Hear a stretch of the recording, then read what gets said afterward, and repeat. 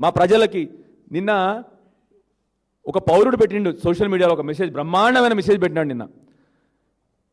8 మంది బీజేపీ ఎంపీలలో గత 2.5 సంవత్సరాల నుంచి ఎవరన్నొక్కరు తెలంగాణ విషయాల మీద పార్లమెంట్లో కానీ రాష్ట్రంలో కానీ రైతులు పడుతున్న బాధ గురించి కానీ మహిళలు పడుతున్న బాధ గురించి కానీ 2.5 సంవత్సరాల్లో ఏ ఒక్క బీజేపీ ఎంపీ అయినా మాట్లాడిండా? దయచేసి సోషల్ మీడియాలో పెట్టండి అని నిన్న డిబేట్ పెట్టినారు ఎవరు సోషల్ మీడియాలో ఒక పౌరుడు.